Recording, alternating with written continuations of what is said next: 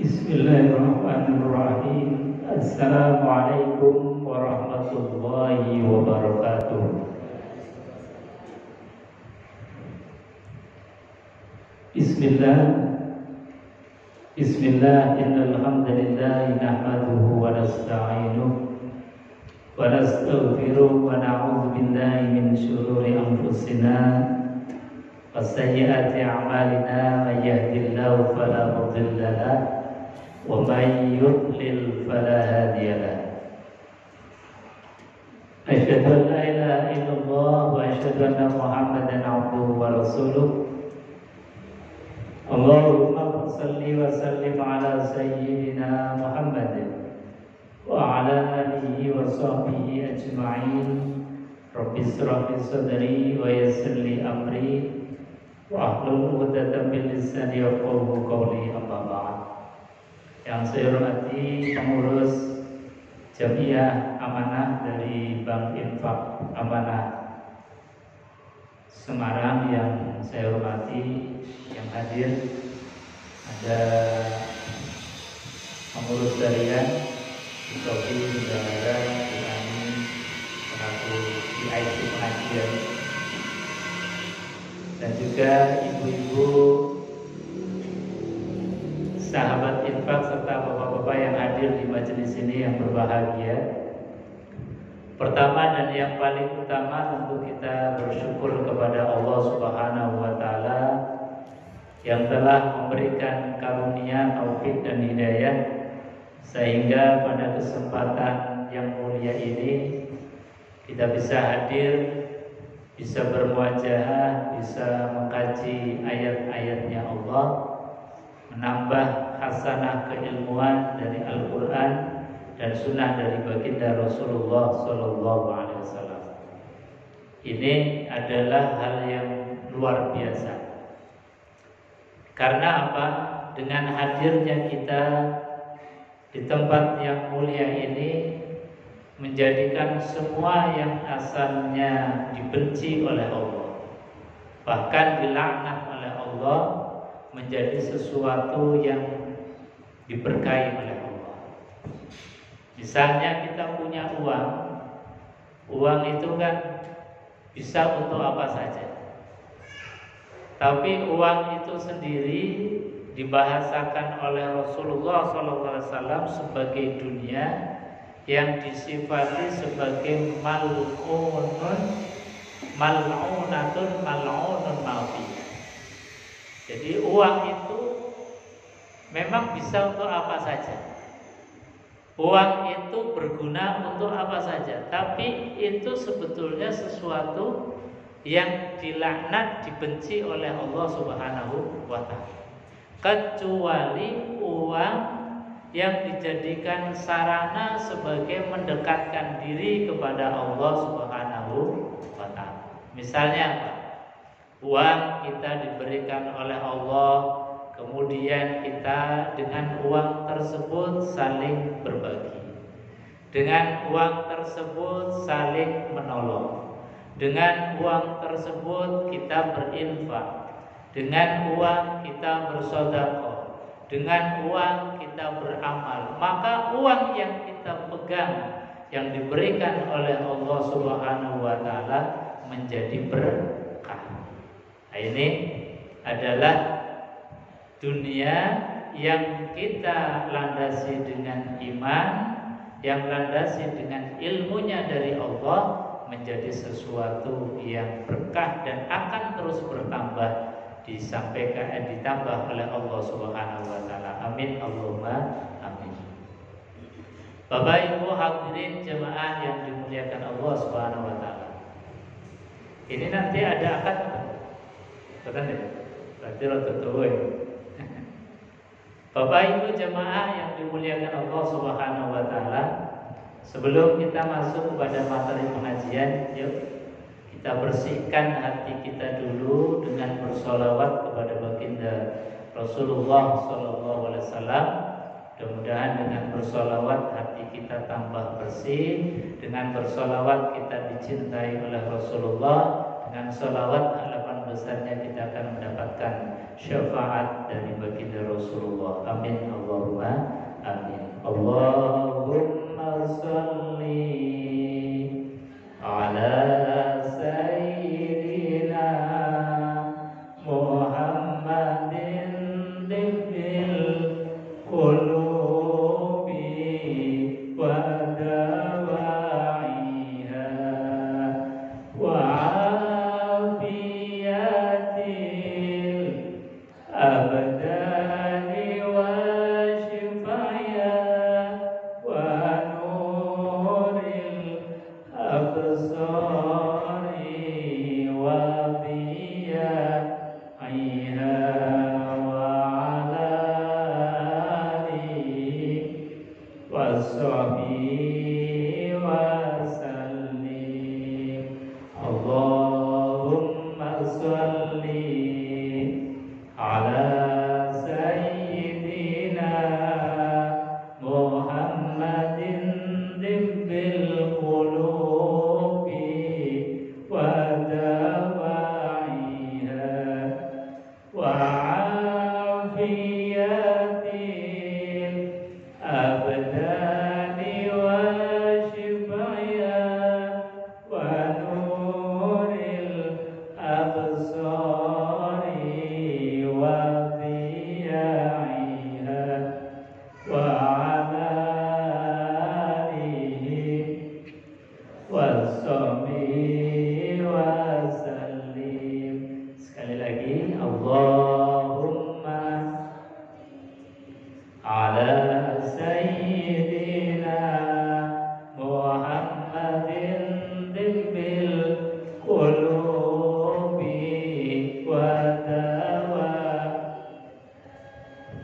wa afiyatil abdani wa shifaya wa nuril absari wa diyaiha wa ala alihi wa sahbihi wa sallim. Bapak Ibu hadirin jemaah pengajian yang dimuliakan Allah Subhanahu wa taala, bahwa kita ini setiap hari itu beribadah kepada Allah Subhanahu wa taala. Betul, Bu? Tiap hari, tiap saat, tiap menit, tiap jamnya itu diharapkan tidak boleh luput kecuali beribadah kepada Allah Subhanahu wa taala. Dan ibadah ini maknanya luas.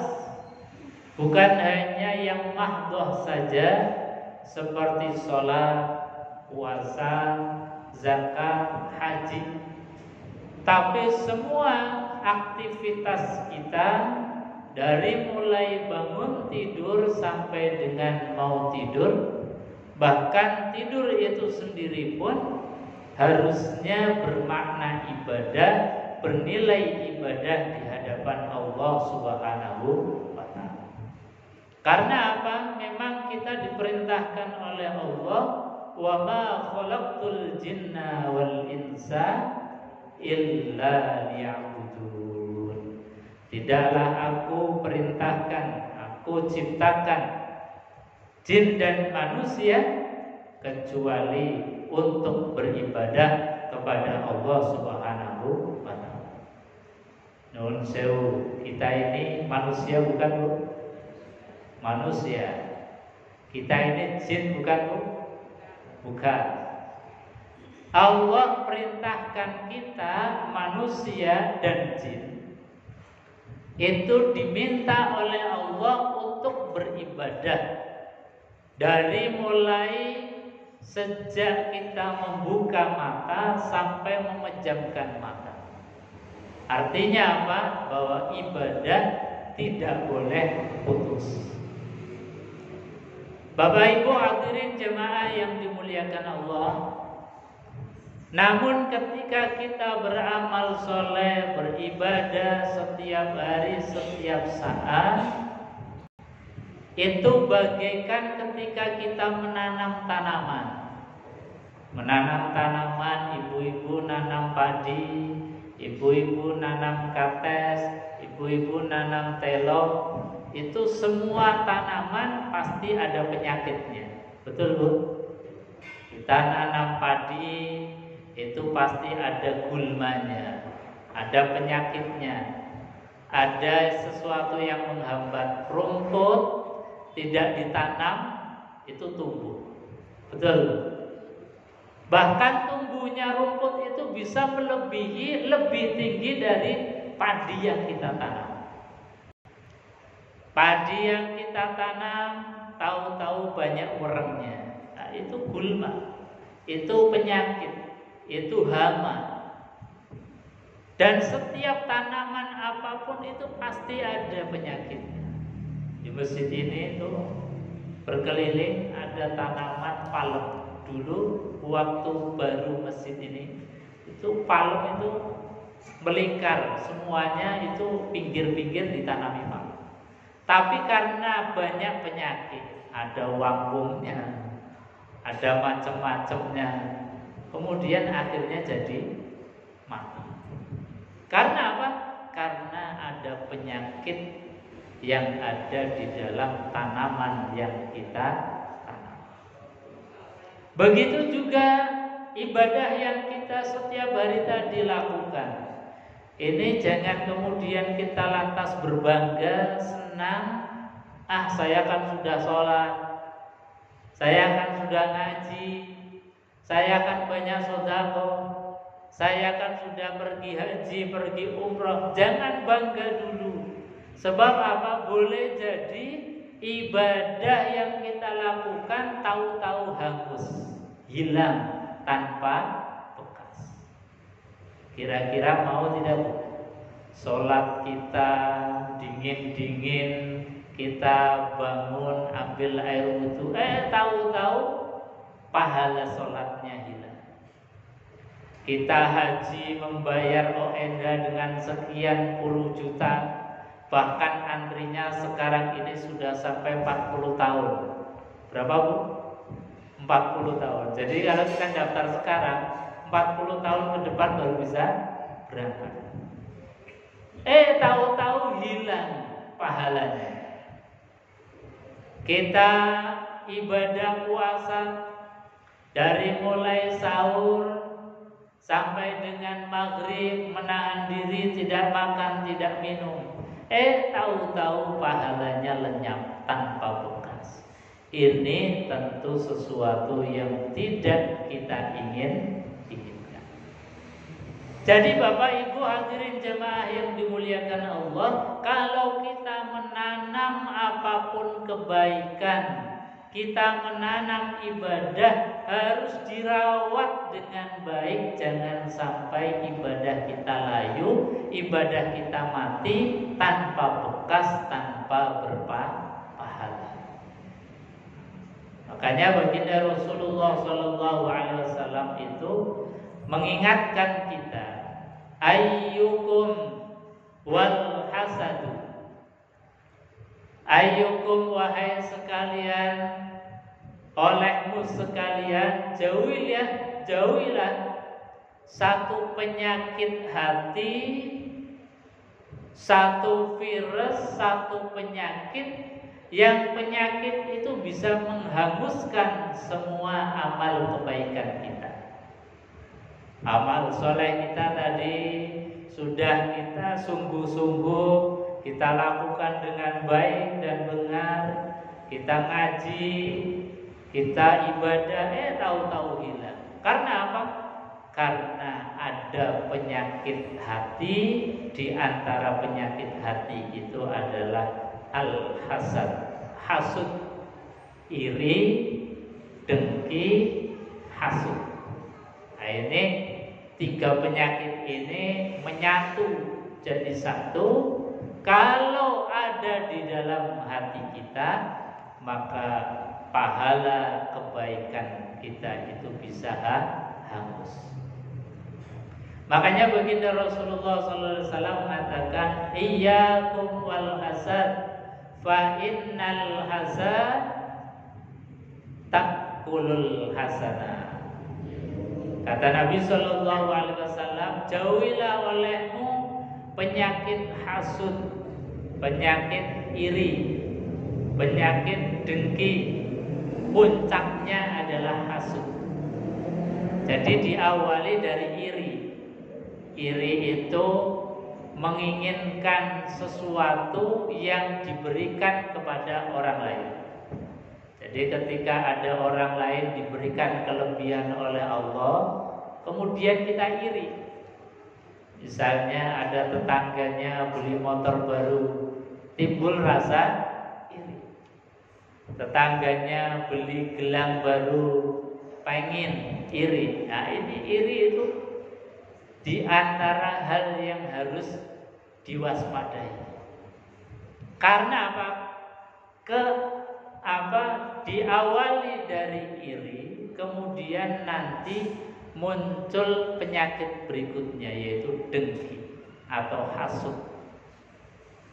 Jadi pertama iri, kemudian kalau tidak lekas ditambani, diobati, maka jadi penyakit hasud. Jadi iri itu adalah penyakit hati, kecuali iri yang dibolehkan oleh Rasulullah Sallallahu Alaihi Wasallam adalah iri di dalam perkara-perkara yang baik. Misalnya, oh si fulan itu bisa ngaji, kok saya belum bisa ngaji ya? Nah, ini iri yang baik. Saya harus bisa ngaji, saya harus bisa baca Quran. Oh si fulan itu senangnya ke masjid jamaah ya. Ini harus timbul rasa ingin dan iri. Jadi kalau iri yang seperti ini boleh, bahkan wajib iri. Karena apa? Menjadikan kita itu termotivasi, menjadikan kita itu semangat untuk melakukan kebaikan yang sama. Oh si fulan itu kok sedekahnya luar biasa ya. Padahal ekonominya biasa-biasa. Tapi kalau masalah sedekah, ada kotak infak saja luar biasa, nggak pernah kelewatan. Jadi kalau ada kotak infak lewat itu, jangan kemudian langsung bablas. Ini namanya orang yang tadi fastabiqul khair. Jadi kalau ada kebaikan itu pengennya di depan. Kalau ada kebaikannya pengennya ikut. Ini namanya iri yang baik. Jadi dalam hal-hal yang baik itu boleh kita itu merasa iri dan wajib untuk iri. Karena apa? Itu menjadikan kita termotivasi dan bersemangat untuk melakukan kebaikan-kebaikan. Tapi kalau masalah iri perkara dunia, numpuk-numpuk dunia yang hanya untuk membebani kita nanti di akhirat, itu hendaknya dihilangkan. Itu penyakit. Jadi yang diingatkan oleh baginda Rasulullah SAW adalah jauhilah olehmu sekalian dari penyakit hasud. Hasud itu diawali dari merasa iri. Kok mereka, kok dia punya ini, kok dia bisa melakukan ini, saya harus. Nah, kalau dalam kebaikan monggo boleh, tapi kalau dalam hal-hal yang kemudian menjadikan kita serakah, menjadikan kita itu pengen milik padahal itu bukan miliknya, ini adalah hal yang dilarang oleh Allah Subhanahu wa ta'ala. Bapak Ibu hadirin jemaah yang dimuliakan Allah. Jadi hasud itu adalah penyakit hati yang mana ketika kita melihat orang lain mendapatkan nikmat, maka pengennya nikmat itu hilang dari orang lain. Itu namanya hasud. Bahkan kita berusaha untuk menghilangkan nikmat yang Allah berikan kepada orang lain. Nah, ini bahayanya penyakit hasud. Makanya kata Allah Subhanahu wa ta'ala, fa innal hasada ya'kulul hasanah kama ta'kulun nar al-hatabah. Jadi kata Rasulullah bahwa penyakit hasud itu menghanguskan semua kebaikan-kebaikan kita. Karena apa? Karena kebaikan kita itu kemudian dikasihkan oleh Allah kepada orang yang kita hasuti. Coba, kan rugi banget itu. Kita sudah sholat, kita sudah puasa, kita sudah sedekah, tapi pahalanya sholat kita, sedekah kita dikasihkan kepada orang yang kita hasuti. Ini rugi banget. Makanya kita harus waspada, hati-hati terhadap penyakit yang namanya hasud.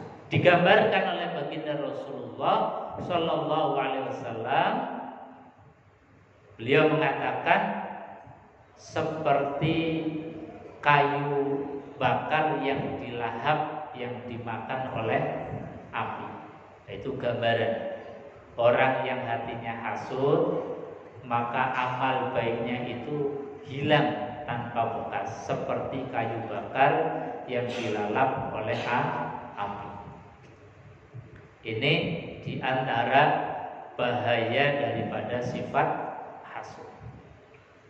Makanya baginda Rasulullah SAW mengingatkan betul bahwa penyakit ini jangan sampai terjangkiti di dalam hati kita. Bapak Ibu hadirin jemaah yang dimuliakan Allah Subhanahu wa taala. Di antara bahayanya sifat hasud, di samping untuk diri kita sendiri atau pelaku hasud, juga sangat berbahaya terhadap orang lain. Misalnya di dalam Al-Quran itu dikisahkan pertumpahan darah pertama kali di dalam sejarah umat manusia. Safkud dima atau pembunuhan pertama kali yang dilakukan oleh anaknya Nabiullah Adam alaihissalam, yang namanya Qabil dan Habil. Jadi Qabil dan Habil. Qabil dan Habil ini awalnya diperintahkan oleh Allah. Jadi dikasih tugas, dikasih perintah untuk melakukan ibadah yang namanya kurban.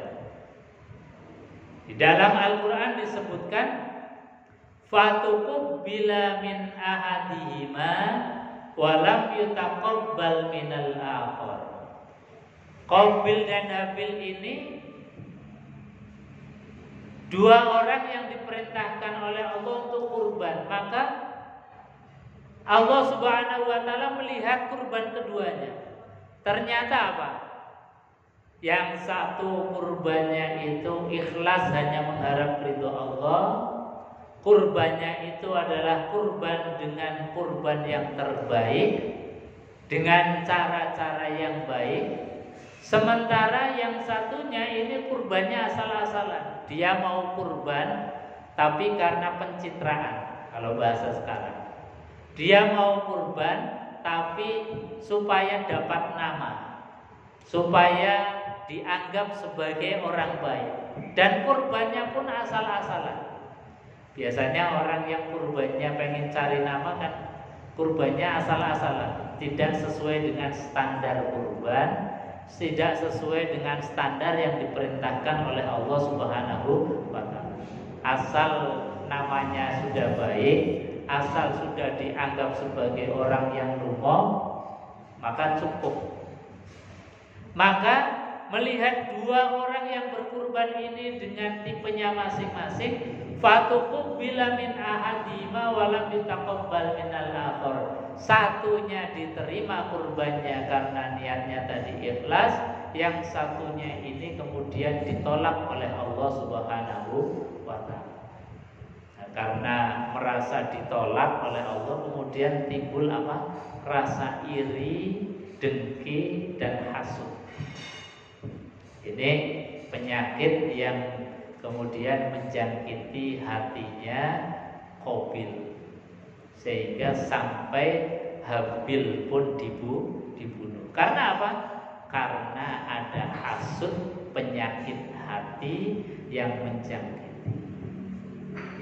Jadi sampai nyawa pun menjadi taruhan, sampai nyawa melayang karena sifat hasud. Bahkan di dalam surat Yusuf, ini bisa dilihat di dalam surat Yusuf, Allah Subhanahu wa ta'ala mengkisahkan satu kisah sejarah diangkat di dalam Al-Quran. Kata Allah, nahnu naqussu 'alaika ahsanal qasasi. Nahnu, kata Allah, kami, naqussu 'alaika, mengkisahkan kepada engkau wahai Muhammad. Allah mensejarahkan kepada kita, Allah memberikan cerita kepada kita ahsanal qasasi, yang cerita itu disifati sebagai kisah terbaik karena mengandung pelajaran yang luar biasa. Kisah ini sangat inspiratif, membangun mentalitas kita dan juga membersihkan hati dari penyakit-penyakit yang sangat berbahaya. Makanya Allah sampaikan, nahnu naqussu 'alaika ahsanal qasas.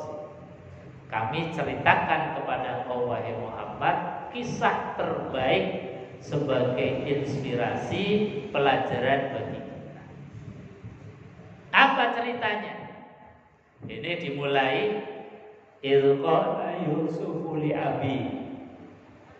Kata Allah Subhanahu wa ta'ala di dalam ayat ini, ilqala Yusufu li abi, ketika Nabiullah Yusuf alaihissalatu wassalam.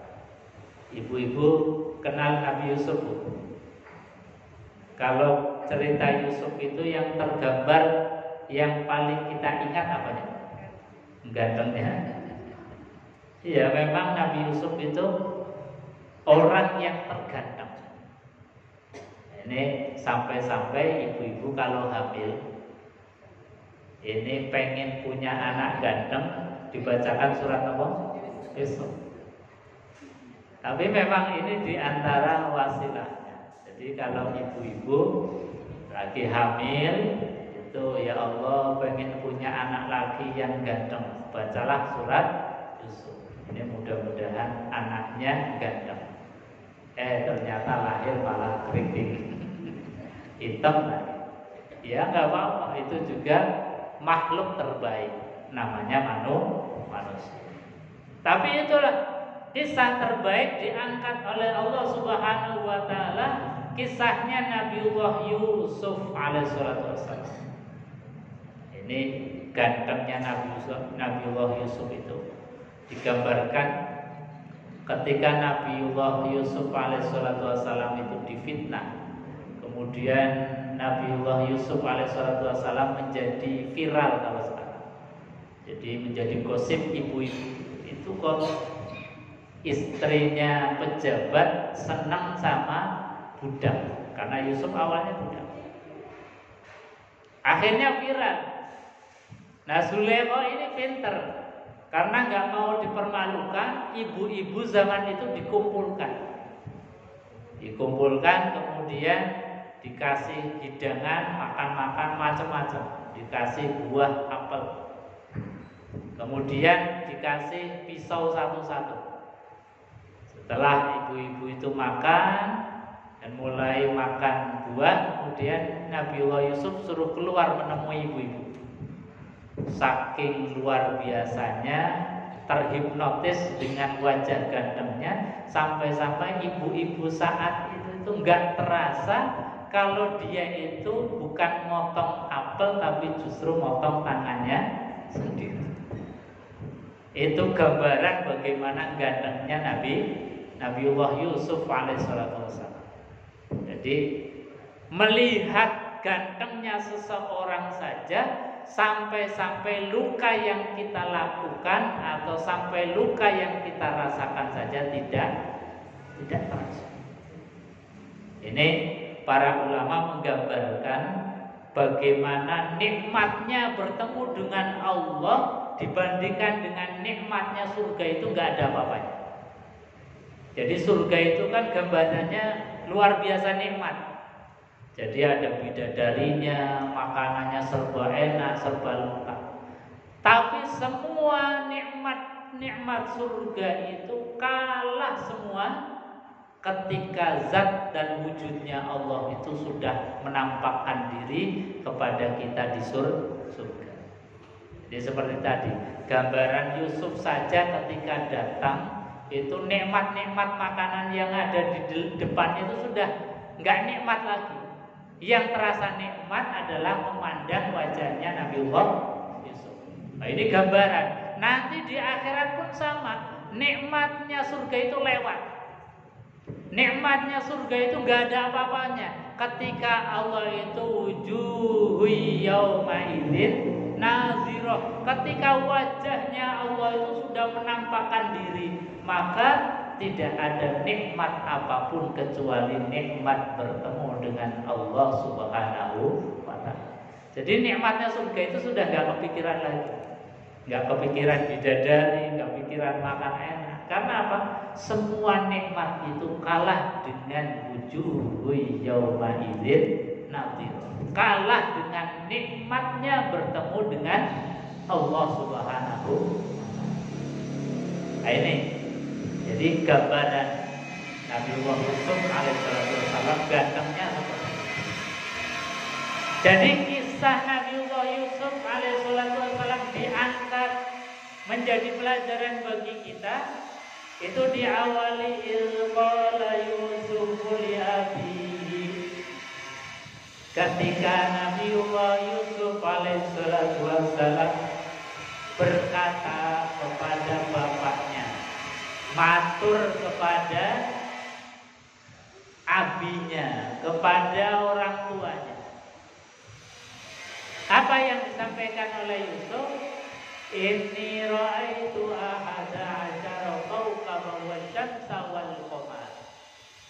Duhai abiku, duhai bapakku, ini sesungguhnya aku. Ra'aitu, saya melihat ahada asyar, ada 11 kaukaban, bintang gemintang, wasyamsa wal qamar, dan juga matahari serta rembulan. Jadi Nabi Yusuf itu malam tidur mimpi. Mimpinya ada 11 bintang, di antaranya matahari dan rembulan. Kenapa bintang dan rembulan itu? Ra'aituhum, saya melihat mereka semua, matahari, bulan dan bintang, semuanya li sajidin, tunduk sujud kepada. Ini mimpinya calon nabi. Kalau mimpinya kita beda lagi. Beda lagi karena apa? Siangnya itu dikejar-kejar sama debt collector, malamnya dikejar-kejar anjing dalam mimpi. Ini mimpinya kita. Tapi kalau mimpinya calon nabi itu ar-ru'yah as-shadiqah, mimpi yang benar, mimpi yang memang wahyu dari Allah Subhanahu wa ta'ala. Jadi Nabi Yusuf alaihissalam itu mimpi bahwasanya 11 bintang itu tunduk kepada beliau. Maka bapaknya Nabiullah Yusuf, yaitu Nabiullah Ya'qub alaihissalam, karena beliau juga seorang nabi, ini tahu persis. Ini mimpi nggak sembarang mimpi, bukan mimpi sebagai kembang tidur, atau bukan mimpi karena yang lain, tapi ini mimpi betul-betul dari Allah Subhanahu wa ta'ala. Maka karena Nabiullah Ya'qub alaihissalam, bapaknya Nabi Yusuf ini tahu, maka kemudian qala ya bunayya, Ya'qub ini berkata kepada Yusuf, Ya bunayya, duhai anakku, la taksus ru'yaka ala ikhwatik. Jangan kau ceritakan mimpi ini ala ikhwatik kepada saudaramu. Karena apa? Karena takut, dan Nabiullah Yakub tahu persis saudara-saudaranya Nabiullah Yusuf itu hatinya berpenyakit, hatinya jahat. Jadi kalau diceritakan mimpi ini pasti kamu bahaya Yusuf. Jangan-jangan nanti kamu itu dicelakai. Jangan-jangan nanti malah kamu dibunuh karena mereka iri, bahkan dengki. Karena tadi iri dengki itu penyakit yang paling tua setua usia manusia. Karena sejak zaman Nabiullah Adam alaihissalatu wassalam, bahkan sejak Nabiullah Adam masih berada di surga, ini penyakit sudah menjangkiti